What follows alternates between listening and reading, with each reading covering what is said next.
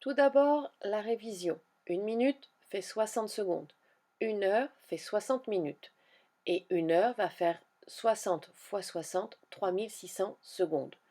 Une journée va faire 24 heures. Pour additionner le temps, on va faire une addition classique. Ici, je vais trouver 4 heures, 74 minutes et 68 secondes. Sauf que le temps ne se donne pas comme ça. 68 secondes n'est pas donné dans les horaires. 68 secondes, c'est 60 secondes plus 8 secondes, c'est-à-dire 1 minute et 8 secondes. La minute que l'on trouve en plus, on va la mettre dans les 74 minutes. Donc on n'a pas 74 minutes, mais on a 75 minutes. Et les 75 minutes, c'est pareil, doivent être retravaillées. Ça nous donne 1 heure et 15 minutes. L'heure que l'on vient de récupérer, on la met dans les 4 heures. Ce qui veut dire qu'au final, on va avoir 5 heures, 15 minutes et 8 secondes. Pour la soustraction, ici j'ai un problème. Le 26 et le 44 ne peuvent pas se soustraire. Je peux le faire dans les nombres relatifs, je ne peux pas le faire dans le temps. Il faut que le 26 soit plus grand que le 44. Je vais donc prendre 1 heure dans 3 et le mettre dans le 26. Je me retrouve avec une soustraction classique, 43 moins 25, que je sais faire. Après, je vais effectuer 86 moins 44 et 2 moins 2, d'où 42 minutes et 18 secondes. Dans mon tableau, c'est un tableau de proportionnalité. Pour passer de la ligne du haut à la ligne du bas, je fais x 60, donc 1,5 fois 60, 1,2 fois 60. Et pour remonter, je divise par 60. Donc 12 divisé par 60 et 45 divisé par 60. J'ai donc une règle qui me dit que lorsque je vais travailler sur les minutes et que je veux que ça devienne des heures, je vais être à remonter mon tableau. Pour remonter mon tableau, je divise par 60. Donc pour passer des minutes en heures, je divise par 60.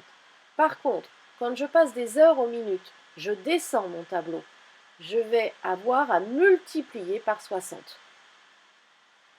Ces règles sont bien entendu valables avec les secondes. Maintenant, je veux convertir 2h18 uniquement en minutes.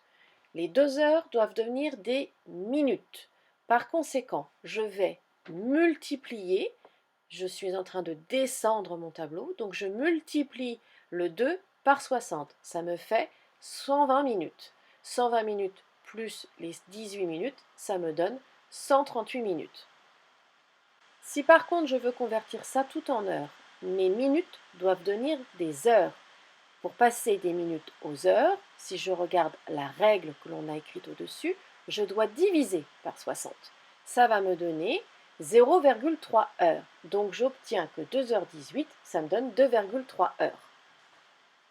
Pour le tableau du dessous que vous aviez à remplir, vous savez que 2h18, ça fait 138 minutes ou 2,3 heures. Pour 2h45, les 2 heures vont être converties en minutes. Ça a été fait au-dessus. 2 heures, ça fait 120 minutes.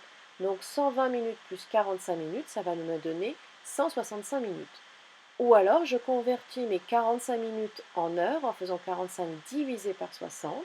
Et ça va me donner 2,75 heures. Pour 258 minutes, il faut avoir le réflexe des conversions usuelles. 1 heure fait 60 minutes, 2 heures 120 minutes, 3 heures 180 minutes et 4 heures 240 minutes. Donc 258 minutes, c'est 240 minutes plus 18 minutes. 240 minutes étant donné que ça fait 4 heures, j'ai donc 4 heures et 18 minutes. Puis je prends mes 18 minutes, je les divise par 60 et ça me donne 0,3. Donc 4 heures 18 minutes me donne 4,3 heures. Pour 5,05, j'écris ça 5 plus 0,05. Je garde mon 5 heures et mon 0,05 heures devient des minutes en multipliant par 60. Reprenez les règles écrites au-dessus. Pour passer des heures aux minutes, je multiplie par 60. Donc je fais 0,05 fois 60 et ça va me donner 3. Ce qui veut donc dire que 5,05 heures fait 5 heures et 3 minutes. Mes 5 heures vont être converties en minutes. Pour que ce soit converti en minutes, je fais 5 fois 60, toujours avec la règle du dessus. Donc ça me donne 303 minutes. Dans l'exercice 1, un quart d'heure fait 15 minutes, une demi-heure fait 30 minutes, trois quarts d'heure font 45 minutes. Ça, c'est classique, c'est quelque chose que vous connaissez. Par contre, un dixième, il faut que vous réalisiez qu'un dixième d'heure, ça fait 0,1 heure. Et pour passer des heures aux minutes, je fais fois 60. Ça va me donner 0,1 fois 60, c'est-à-dire 6 minutes. Pour le 1 tiers, par contre, on va procéder autrement. On va diviser notre horloge en 3 parts égales. Ça va nous donner des parts de 20 minutes. Pour un vingtième, je fais 1 divisé par 20, ça me donne 0,05. J'ai donc 0,05 heures. Et pour passer des heures aux minutes, je fais fois 60, ça me donne 3 minutes. Pour 3 heures 46 minutes, 3 heures c'est 180 minutes, 3 fois 60, et 180 plus 46 me donne 226. 1 heure et 6 minutes, 1 heure c'est 60 minutes, donc ça va me donner 66 minutes. Et 2 heures 58 minutes, comme 2 heures ça correspond à 120 minutes, ça me fait 120 minutes plus les 58, c'est-à-dire 178 minutes. Pour passer des minutes aux heures, il faut avoir le réflexe des paquets dont je vous ai parlé tout à l'heure. 1 heure égale 60 minutes, 2 heures égale 120 minutes, 3 heures égale 180 minutes, etc. Ce qui veut donc dire que dans 156 minutes, j'ai 2 heures et 36 minutes. Dans 304 minutes, j'ai 5 heures et 4 minutes. Dans 68 minutes, c'est un peu plus facile, je n'ai qu'1 heure et 8 minutes. Et dans 121 minutes, j'aurai 2 heures et 0,1 minute. Vous pouvez vous faire une fiche mémoire où vous avez les conversions 1 heure 60 minutes, 2 heures 120 minutes, 3 heures 180 minutes pour les repérer plus facilement dans vos énoncés. Pour l'exercice 3, donc 15 minutes à convertir en heures, je vais donc diviser 15 par 60, ce qui va me donner 0,25 heures. 30 divisé par 60 me donne 0,5 heures. 45 divisé par 60 me donne 0,75. Comme j'avais déjà 1 heure, ça me fait 1,75 heures. 24 divisé par 60 me donne 0,4, donc j'ai 2,4 heures. Je vous laisse faire la suite et vérifier vos résultats avec ce qui s'affiche à votre écran. Pour passer des heures aux minutes, n'oubliez pas que c'est une multiplication. J'ai 0,1 heure à convertir en minutes. Donc je fais 0,1 fois 60, 6 minutes. 0,6 fois 60, 36 minutes. 0,75 fois 60, 45 minutes. Et 0,2 fois 60, 12 minutes. Pour l'exercice 5, la personne part à 7h48. Elle a un trajet de 16 minutes. On fait donc les 48 minutes plus les 16 minutes. Ça me fait 64 minutes. On dépasse l'heure. Normalement, on devrait écrire 7h64 minutes, mais ça ne s'écrit pas. Le 64 minutes doit être changé en 1 heure et 4 minutes. Donc, la personne va arriver à 8 heures et 4 minutes à son collège. Pour l'exercice 6, quand on va cumuler chaque chose qu'il va faire sur son trajet, 12 minutes 30 secondes, 5 minutes, 3 minutes 30 secondes et 9 minutes, on arrive à une demi-heure avec les différents arrêts tout au long du trajet. Donc, s'il part à 8h34, une demi-heure après, il arrive à 9h04 à son lieu de travail. Pour l'exercice 7, on va faire une soustraction. Sauf que le nombre de minutes de 15 heures et 13 minutes n'est pas suffisant. Il va donc falloir prendre 1 heure dans les 15 heures. Donc je vais avoir 14 heures et 73 minutes moins 14h28 pour me permettre de faire mes soustractions. Ça veut donc dire que Omar a joué 45 minutes.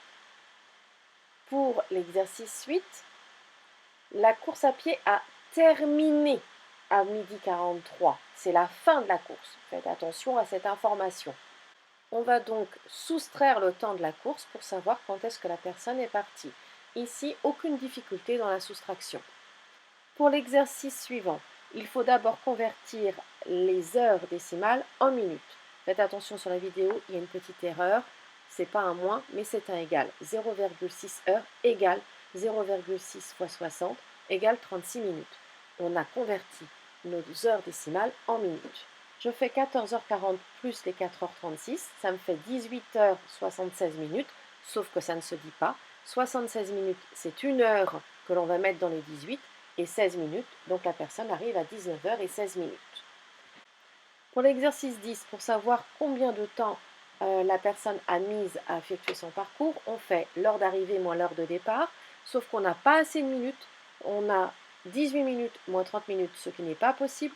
On va prendre 1 heure dans le 17 heures, ça va nous donner 16h78 minutes moins 14h30, la soustraction va devenir possible, ça va donner 2h48 minutes. Dans l'exercice 11, on vous dit que l'horloge avance de 5 minutes et 36 secondes par semaine. Il y a 2 unités dans cette information-là et il nous faut que tout soit dans la même unité. 5 minutes et 36 secondes, ça correspond à 336 secondes.